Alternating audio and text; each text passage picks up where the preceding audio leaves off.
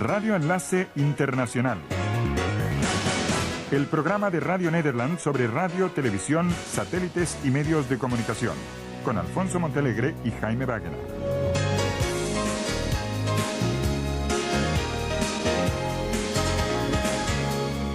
Hola amigos y bienvenidos a este Radio Enlace Internacional que les llega directamente desde Hilversum en Holanda y a través de la frecuencia de esta, su emisora de radio favorita. Y comenzamos con una noticia sobre un centenario que se conmemorará durante todo este 1995. La radio cumple en silencio su primer centenario, pero no importa, pues la radio jamás ha sido o será silenciosa. Aquí y allí habrá una que otra celebración, pero la primera ocurrió el año pasado. El lunes 26 de diciembre de 1994, los rusos conmemoraron el hecho de que en 1895 el ingeniero ruso Alexander Popov inventó la radio. Ellos han decidido conmemorar este glorioso hecho muy a la suya, es decir, por todo lo alto. Por esa razón, desde la base espacial de Baikonur, en la República de Kazajstán, fue lanzado el 26 de diciembre del año pasado un cohete Rokot de 3 etapas que puso en órbita al satélite Radio Nostro, y ese satélite fue lanzado expresamente para conmemorar en 1995 el primer centenario de la invención de la radio. Ese mismo día, la firma francesa Monetel anunció la firma de un contrato por $50 millones con la sociedad mexicana Telmex para la venta en este año de 1995 de 30.000 teléfonos públicos y 60.000 líneas de supervisión. Telmex, principal operador telefónico de México, hizo una licitación para la fabricación de 60.000 teléfonos. La empresa francesa obtuvo la mitad del contrato, mientras que el grupo norteamericano Schlumberger, junto con la firma japonesa Anritsu, se reparten la otra mitad. Monetel estará encargada de instalar la totalidad de las 60.000 líneas de supervisión. La fabricación de los 30.000 aparatos telefónicos tendrá lugar en una unidad de producción mexicana en la ciudad de Puebla. El sistema de supervisión será preparado en Valence, al sur de Francia.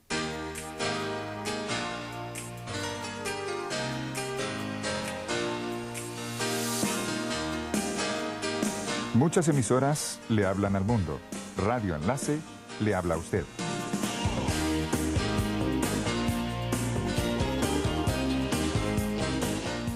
La telefonía es una de las ramas de la telecomunicación que tiene gran futuro. El teléfono y sus variantes, como la telefonía móvil, agilizarán aún más la vida moderna gracias a las nuevas tecnologías. Las líneas telefónicas sirven además para distribuir las señales de numerosos sistemas de telecomunicaciones dirigidos por computadora. Por eso, en 1995, Radio Enlace les estará informando de los últimos desarrollos en la telefonía holandesa y del resto del mundo. PTT Telecom, la empresa holandesa de telecomunicaciones que fuera privatizada el año pasado, es la primera empresa europea de su tipo en ofrecer el servicio telefónico Euro 800. Empresas basadas en Holanda pueden ofrecer a partir de enero de 1995 un servicio gratuito de teléfono que cubre varios países europeos. Es decir, que clientes o interesados que vivan en París, Berlín, Helsinki y otras ciudades de la Unión Europea pueden pedir información sobre esas empresas y sus productos completamente gratis, marcando primero el número del país y luego el número 800 más el número de teléfono del abonado. Euro 800 es un servicio que ofrece grandes oportunidades a aquellas empresas que anuncian sus productos a través de anuncios comerciales que se muestran en los canales de televisión paneuropeos como MTV, Eurosport o NBC Super Channel. News travels fast because our people travel fast. Sarajevo, Cairo, Haiti. With our long history of excellence and commitment, NBC News provides extensive and comprehensive coverage around the world. We're proud that our work is now seen in Europe. We hope to provide a different perspective on global events. Get close, get answers with NBC News on NBC Super Channel. Actualmente las empresas tienen que mostrar en pantalla los diferentes números para cada país, y eso cuesta tiempo y por lo tanto dinero.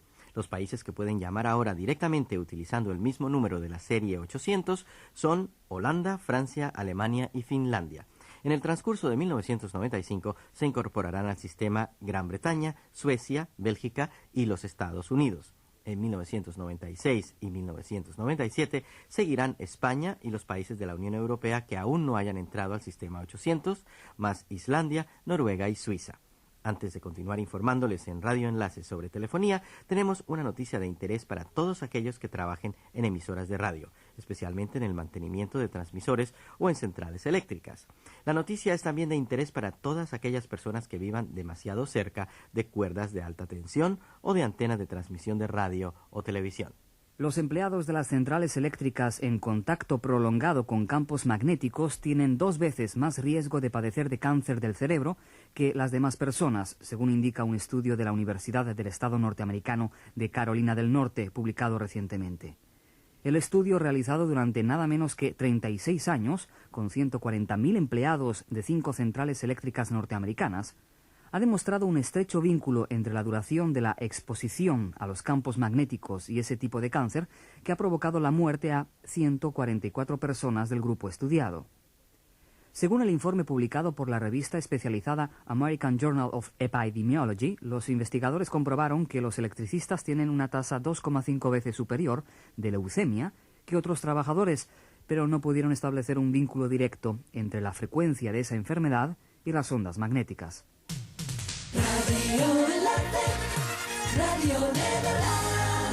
El Instituto Internacional de Prensa ha expresado su gran preocupación por los informes acerca de que el gobierno ruso planea despedir al directorio de la televisión estatal por permitir transmisiones donde se critica la invasión rusa a Chechenia. El Instituto Internacional de Prensa, con sede en Viena, Austria, ha dicho que la noticia de que Yeltsin planea destituir al director de la televisión rusa es considerada como una clara amenaza para la libertad de prensa en Rusia y ha urgido al gobierno de Moscú para que no destituya a Oleg Potsov. En una verdadera democracia es esencial que los medios de comunicación puedan criticar las acciones de su gobierno, manifestó el Instituto Internacional de Prensa. Los empleados de la televisión rusa apoyan a su jefe en sus críticas. Potsov dijo que continuará haciendo su trabajo, que es simplemente decir la verdad, sea cual fuere.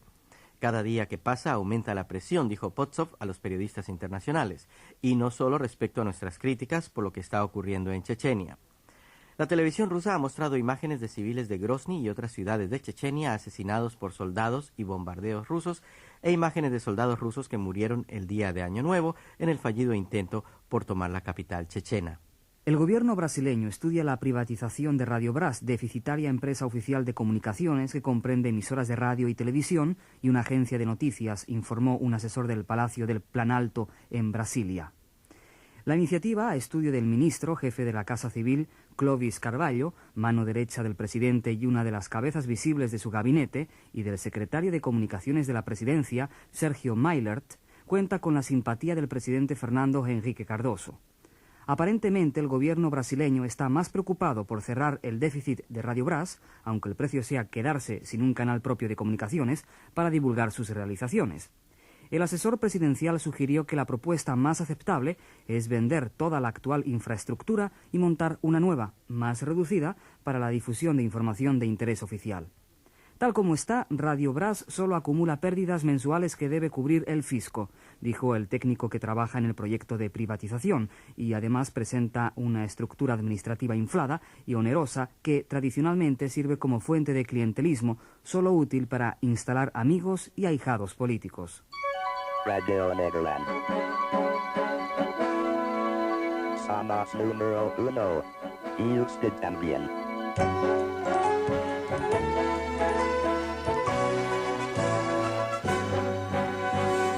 El pasado viernes 6 de enero, los 3 Reyes Magos nos dejaron en la redacción de Radio Enlace de Radio Nederland la edición 1995 del World Radio and TV Handbook, en español, el Manual Mundial de Radio y Televisión.